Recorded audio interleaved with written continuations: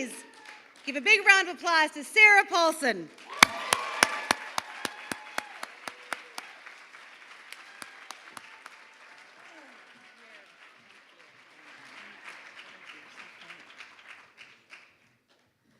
Okay.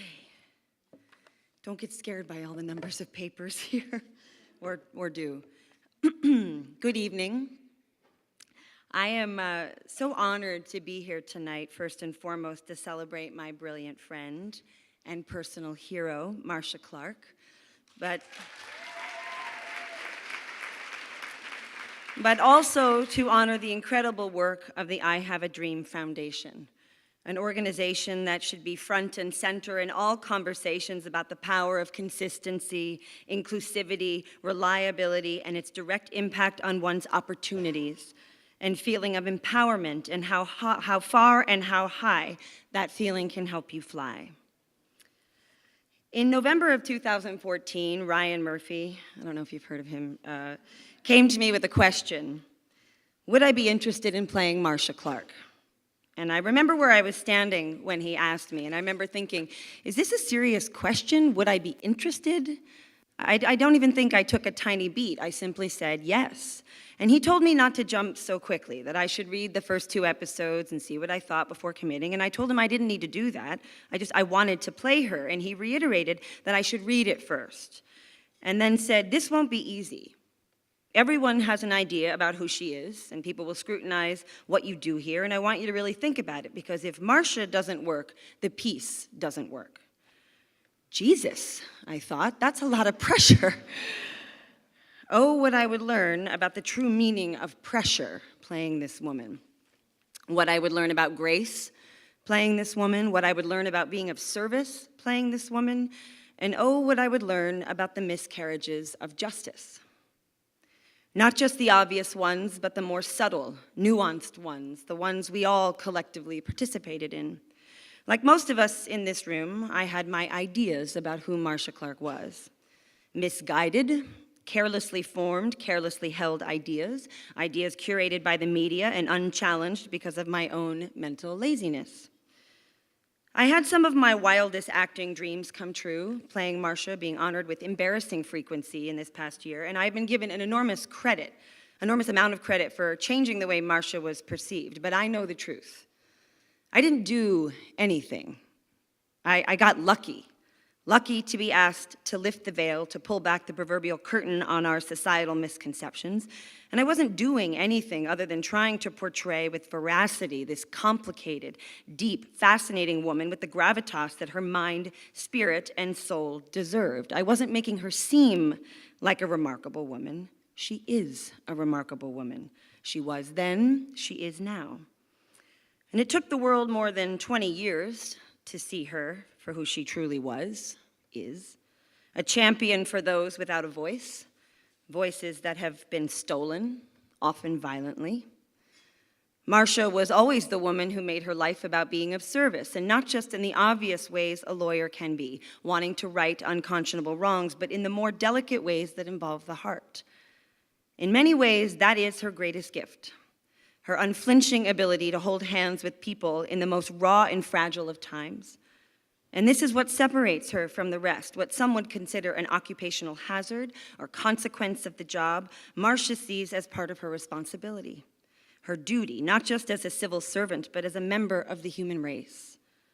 Knowing that holding their pain, that never letting the memory of it fade, will help motivate her and, most importantly, steady her in times when it seems all hope is lost. And it's her empathy, distilled, that becomes the fire in her belly, the fuel in her car, and once it's lit, well, there is just no stopping her. I just want to apologize for the hair. Oh, and the blazers with the shoulder pads, too. Those were the first words Marcia Clark ever said to me. We were sitting in a booth in a now-defunct restaurant in Studio City, and I had been playing her all day for months, was surrounded by stacks of books about her and images of her, and now there she was, in the flesh, and I was so nervous I could barely feel my toes. I could feel my pulse in my cheeks, and I didn't know how to tell her without my heart exploding what she had come to mean to me. I wanted to cry and tell her how sorry I was for my misguided judgments. I wanted to tell her that I'd never been so moved by a character I was playing, and that the more I read about her, the more time spent playing her, the more I loved her and so wanted to do right by her. I wanted her to know I didn't take the responsibility lightly, that she had become my hero. But instead, all I could eke out was, that's okay about the hair. And we ended up spending several hours together that night, and eventually I relaxed some and was finally brave enough to ask her a few questions. And the thing I will never forget, what is forever etched in my mind, were the way her eyes filled with tears when we first began talking about the trial. They never spilled down her face, they just sort of hovered, and I remember thinking what a remarkable thing it was to see her so full of feeling, and almost immediately, it became clear that her emotion wasn't stemming from recalling the cruelty she endured during that time, nor the three-ring circus that so dominated her life then. It was about the failure of justice for the victims. Think about this for a minute. You're a woman in her early 40s. Sorry, you weren't 30, you were in your 40s.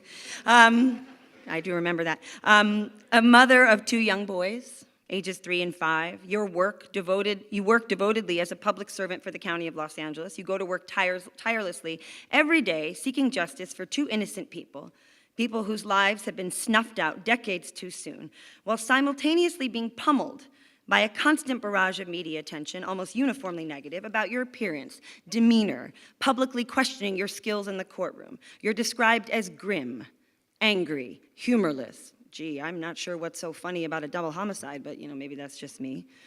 They say you're too smart for your own good, whatever that means. You were told to be softer, more gentle, to smile more. And then the final blow, the loss, is laid at your feet. And more than 20 years later, what moves you to tears is not what they got so wrong about you, or that you had been robbed for the love you had for your work, and that your life would never be solely yours again. But the thing you couldn't extricate yourself from was your own empathy that had become your fire, your drive, and it hadn't been enough. And thus justice for the victims, the voiceless, had not been served. And no one would begrudge Marcia Clark for crying over the way she had been treated, but Marcia wasn't thinking about Marcia that night we sat together. What was on her mind that night, and I'm betting on many nights since, was how the system failed the victims and their families. All she ever wanted to do was make sure that those who could not speak for themselves had an advocate, a voice, through her. And I know that there have been many lives touched by the megaphone that is Marcia Clark. There are many people who remember her eyes, meeting theirs in difficult moments, impossible to fathom, where she refused to look away. She leaned in. It's her moral philosophy to be dependable, unwavering. The Dreamkeeper Award is given to those who have set an example in their lives and through their work have demonstrated the perseverance, attitude, and achievement that the I Have a Dream Foundation hopes to be mirrored by the youth of Los Angeles. Can you think of a more apt description for tonight's recipient of this honor? I can't. Marcia Clark lives her life with ferocity, with passion, commitment, and grace. She has persisted amidst chaos, unwarranted scrutiny, and relentless commentary. She is a mother of 2 fine, grown men, and the most dedicated friend a gal could ask for, a colleague to dream of. For a lot of people, the phrase they ask themselves before making a decision about something big or small is often, what would Beyoncé do? Which I have to admit was my go-to for many years. But now it has become, what would Marcia do? Thank you to the I Have a Dream Foundation for incredibly meaningful, inspiring work, and for giving me the opportunity to say some things about a person I admire but beyond description. You changed me, Marcia Clark. I am a better person now, more thoughtful, less judgmental, more tenacious, not so careless, more selfless than selfish, more steadfast and more authentic. I love you, I thank you, and please welcome my hero, your dream keeper, Marcia Clark.